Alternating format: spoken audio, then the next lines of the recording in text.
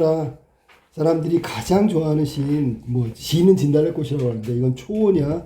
말 그대로 혼을 초대하는 거야. 부르는 거란 말이야.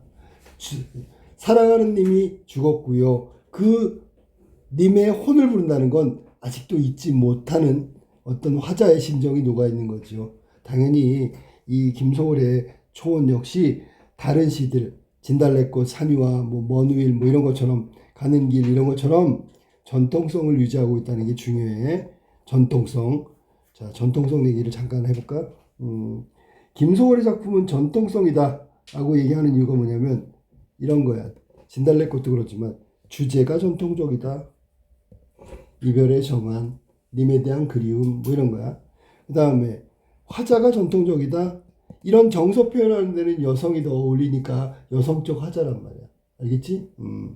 그 다음에 예를 들면 우리의 그 전통 풍속 조상 때부터 이어져던 풍습의 내용이 나오고요. 그 다음에 전설의 내용이 나오고요. 설화 내용 이런 것들은 모두 과거로부터 쭉 이어져 온 거란 말이야. 그걸 받아가지고 시 속에다 녹였어. 그러니까 전통성을 유지한다고 봐야 되겠지. 자, 그러면 운율도 전통적이고요. 우리는 민요가 3음보 내지 4음보가 민요거든. 김소월 시들이 대부분 민요시고 3음보, 4음보를 유지하고 있단 말이야. 이 시도 3음보란 말이야. 그러니까 그런 면에서 본다면 우리 민족의 정서와 어떤 우리 민족의 예술과 풍습과 문화와 설화와 이런 것들을 다 이어가는 맥락으로 본다면 전통적이라고 볼 수가 있겠지. 자, 그러면 이거는 좀 이따 정리하고요. 이 초원에서 나와 있는 전통성 중간중간 이야기를 해줄게. 자, 초원. 산산이 부서진 이름이요. 호응 중에 헤어진 이름이요. 불러도 주인 없는 이름이요. 부르다가 내가 죽을 만큼 보고 싶은 이름이요. 이어. 봐봐. 이게 반복됐잖아. 얘는 자 반복이라고 얘기해야 되겠지. 뭐가 반복됐냐고 물어보면 종결어미가 반복됐다. 종결어미의 반복. 반복은 당연히 운율을 만들고요. 그 다음에 여기 보니까 느낌표가 중요해. 느낌표. 느낌표는 뭐야? 격정이지. 격정. 격정이라는 게 뭐야? 감정을 격하게 보여주는 거야. 표현한 거야. 그러니까 여기서는 마음속에 님과 사별하고 난 다음에 그리움을 숨기지 않아. 왜냐하면 겉으로 다 드러내고 있으니까. 심정을 강조하고 격정적이다. 느낌표에서 우리는 알 수 있다. 그지? 운율도 만들어지고 이게 뭐뭇 이어 종결어미의 반복이다. 자, 산산이 부서진 이름이요. 난 이 구절은 이렇게 만화책 같은 데 보면 누가 이렇게 막 소리 지르면 점점점점 이거 날아가는 거 보이지? 그거랑 똑같다고 생각해요. 산산이 부서진 이름이요. 저 이름의 주체는 누굴까? 저승에 간 님이겠지, 그지? 님의 이름을 부르는 거야. 호응 중에 헤어진 이름이요. 흩어진 이름이요. 헤어졌다는 건 흩어졌다는 얘기야. 불러도 주인 없는 이름이요. 자, 불러도 주인 없는 이름이요. 표현법은 역설법이지. 주인이 없는 이름이 어디 있어?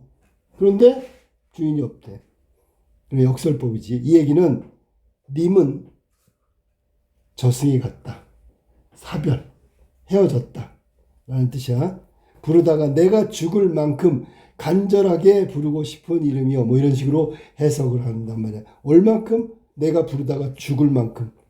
그 얘기는 님을 부르다가 화자가 죽을 만큼 간절하다. 간절함을 드러내. 정서 봐봐, 정서. 정서가 계속 나오고 있잖아, 지금. 그래서 여기는 정서적 측면에서 우리가 이걸 이해해야 된단 말이야. 그리고 얘는 잘 알아도 얘 뭐 하고 있는 거잖아? 얘가 지금 우리가 전통적인 그 풍습 중에 있잖아. 초원 이름 부르는 게 뭐냐면 이걸 뭐라 그러냐면 고복신앙이라고 부르나? 고복신앙? 사람이 죽으면 있잖아. 그 사람 옷을 들고 지붕에 올라와서 북망상천을 바라보면서 아무개야 이렇게 부르는 거야. 이게 죽은 사람을 보내는 거죠. 저승이. 그게 이제 풍습이란 말이야. 알았니? 3번 부르는 거 원래. 고복신앙. 떠나간 사람 이름을 그 사람 옷을 들고 올라가서 3번 부르는 게 고복신앙이라고. 그러니까 전통성 있어? 네. 이거 전통성이지 뭐야. 우리가 하던 풍습인데. 전통적이라는 이유가 바로 이런 거죠. 그 다음에 두 번째. 심중에 남아있는 말 한마디는 뭘까? 심중에 남아있는 말 한마디. 나는 당신을 사랑했어요 정도 되겠지. 그지? 잊을 수가 없어요 라든지. 끝끝내 맞아하지. 얘봐. 끝끝내 맞아하지 못했대. 이게 한의 정서거든. 한이야 한. 한이 뭐야? 마음속에 맺혀있는 단단한 돌덩이 같은 거야. 가슴에 꽉 맺혀있는 거야. 자, 한스러운 이 화자. 사랑하던 이렇게 돼버렸네. 이미 죽었구나. 그지? 자, 또 나왔어. 사람이여. 그러면 결국은 사랑한다는 고백을 못했단 말이야. 그러니까 얼마나 한이 맺히고 혹은 이 한을 회한이라고 해도 돼. 이거는 한이지만 이거는 한을 품은 거죠. 회한이라고 했으니까. 자, 그래서 이 연에서는 사랑을 고백하지 못한 것에 대한 회한을 말하고 있는 거고. 자, 그 다음에 나오냐. 붉은 해는 서산마루에 걸렸다. 시험에 자주 나오지. 붉은 해는 서산마루에 걸렸다. 이건 이제 저녁이라는 시간적 배경을 나타내기도 하는데, 문제는 해가 서산마루에 걸렸다는 얘기는 뭐냐면, 자, 아침부터 쫙 해갖고 저녁이 왔어요. 저녁 다음엔 뭘까요? 밤이에요. 깜깜한 밤은 저승이에요. 그러면 저녁은 아침부터 저녁까지는 이승이라고 본다면 이제 이승에서 저승으로 넘어가는 거죠. 그렇다면 이 얘기는 애상이라고 해야지. 슬프지요. 그럼 이승에서 저승으로 간다는 얘기는 죽음이잖아. 붉은 해는 서산마루에 걸렸다. 사슴의 무리도 슬피운다. 사슴이 왜 울어? 내가 우니까 우는 거죠. 그러니까 감정이입이죠. 또 감정이입이 나서 사슴의 무리도 슬피운다. 떨어져 나가 앉은 산. 자, 이거 떨어져 나가 앉은 산 위에서 본다면, 자, 생각해봐. 산이 있잖아. 뚝 떨어져 있어. 밑에는 절벽이야. 그렇다면 이걸 뭐라고? 이승하고 저승의 거리감을 나타내겠지. 떨어져 나가 앉은 산 위에서 화자는 여기 있고요. 나는 그대의 이름을 부르나. 님과의 거리감, 이승하고 저승까지 이게 단절됐어. 거리감을 말하는 거야. 화자는 지금 이승의 저 산 위에서 저승에 간 님을 부르고 있는데 들리지 않겠죠. 나는 그대의 이름을 부르노라. 여기서는 정서장으로 본다면 불러도 대답 없다. 허무함을 느껴질 거야. 허탈한 거지. 그지? 자, 그 다음에 서름에 겹도록 부르노라. 아예 그냥 직설적으로 얘기했어. 서름이란 단어가 나왔기 때문에 여기는 서러움이라고 생각하면 돼. 화자의 정서 서러움. 서러움에 겹도록 부르노라. 서러움을 넘어서서 그런 감정으로 부르는 거야. 서름에 겹도록 부르노라. 두 번 강조됐고요. 이건 의미 강조고 심정의 강조다. 부르는 소리는 비껴가지만 하늘과 땅은 너무 넓구나. 이게 아까 얘기했던 이승과 저승의 거리감을 직접적으로 얘기하는, 하늘과 땅은 직접적이면 안 되지. 비유적으로 해야 되겠지. 비유적. 그래서 구체적으로 이승과 저승의 거리감을 확실하게 표현한 식구를 찾았으라 그러면 하늘과 땅이 너무 넓구나. 거리감을 이야기한 거다. 하늘은 저승, 땅은 이승. 그러니까 거리감이 있기 때문에 들리지 않는 거죠. 그래서 소리가 비껴가는 거지. 자, 그 다음에 선체로 이 자리에 돌이 되어도, 이 돌이 바로 한의 정서를 말하는 거고, 한의 응축이다. 이렇게 얘기해, 보통. 자, 이거는, 망부석 설화하고 관련이 있어. 망부석 설화.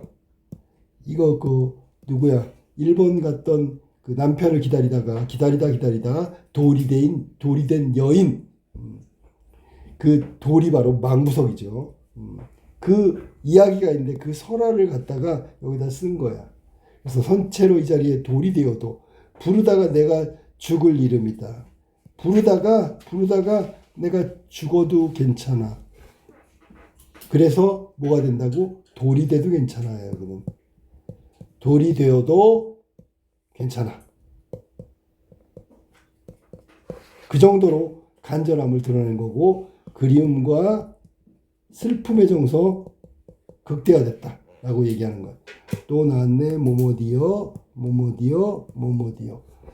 사랑하던 그 사람이요. 사랑하던 그 사람이요. 계속 지금 이름을 부르고 있잖아. 그러면 포기했다 안 했다? 포기하지 않았다. 현실은 이승과 저승의 거리감으로 닿을 수 있는 거리가 아니란 말이야. 불러도 비껴가는 거리란 말이야. 근데 계속 부르고 있어. 그 말은 그리움과 슬픔이 극대화됐다라고 얘기하는 거야.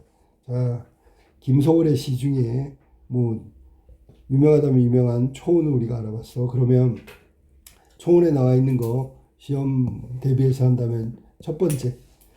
자, 이 시는 아까 얘기했던 대로 성격이 어떠냐면 미녀적이다. 삼음보니까. 음보를 얘기 안 했구나.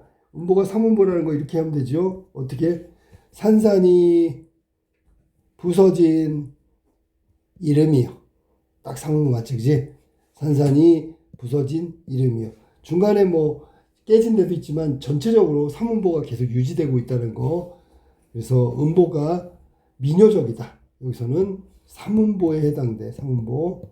그 다음에 이 시는 격정적이다. 아까 얘기했던 거야. 격정적. 감정을 숨기지 않고 노출하고 있어요. 그것도 아주 격한 감정이야. 야, 계속 님을 애타게 부르는 거 보니까 안 됐어. 애상적. 이런 성격의 시가 초혼이고요. 두 번째는 뭐냐면 여기서는 당연히 제재는 님과의 사별 헤어진 게 죽어서 헤어진 거지. 전통성을 한번 알아볼게. 전통적이라고 알아볼게. 자, 이거는 고복신앙하고 망부석 설화, 치술령곡이라는 그런 거 있어. 제목만 있는데 내용이 없는 거. 그 다음에 이름을 부르는 게 고복이고 초혼 떠났단 말이야. 죽었단 말이야. 그래도 잊지 못하고 계속 그의 이름을 부르는 초혼 의식하고도 관련이 있다. 이게 전통성이라고 보면 돼. 그럼 전통성은 또 음보수도 전통성. 음보가 삼음보라 그랬지. 아까 얘기했던 다시 화자도 여성적 화자 여성 이것도 전통성이고요. 그 다음에 주제도 전통성이죠. 뭐 이별의 정한 정도 되겠어. 이별의 정하냐, 이 한이 아니라 정하냐, 한이면 복수하는 거고, 이건 정한이란 말이야. 자, 그 다음에 세 번째로 표현법이 나오는데, 이거는 아까 내가 얘기를 안 했으니까 하나하나 보기로 할게. 첫 번째 나오는 표현법은 반복법이다. 그래서 운율이 만들어지고, 의미가 강조되고, 뭐 이런 것들이 간절함이 느껴지는 게 반복법이고, 또 하나 표현법이 뭐냐면 영탄법. 영탄법 잘 모르면 거기 느낌표 있는 게 다 영탄법이라고 생각하면 돼. 그 다음에 또 표현법이 뭐냐면 과장법. 과장은 뭐지? 내가 부르다가 죽을 만큼 그리운, 부르다가 왜 죽어?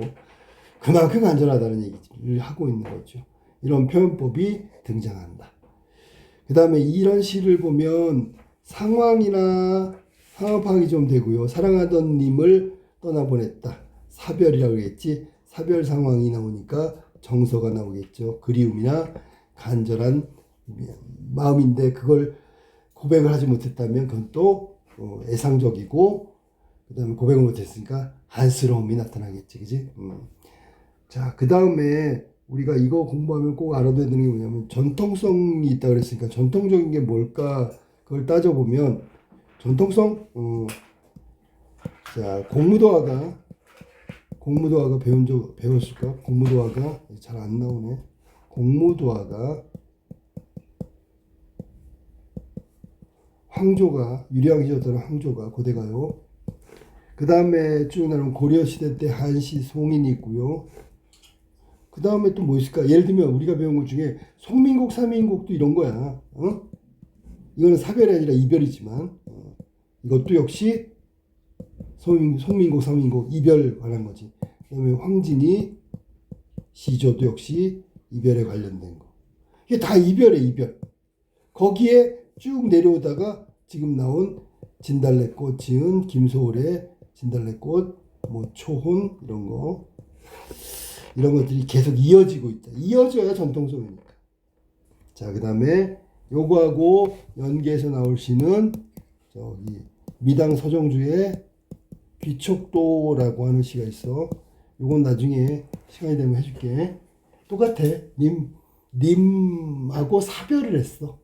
그래가지고 님한테 마지막으로 해줄 게 없으니까 차라리 내 머리카락을 잘라가지고 저승 가는 길에 그 신을 만들어가지고 신 껴서 보낼 걸 하는 여인의 절절한 마음이 있고요. 그런 내용이 남겨있는 게 귀촉도라는 시야. 이거는 나중에 꼭 배워야 될 거야. 자, 여기까지가 초원이었다.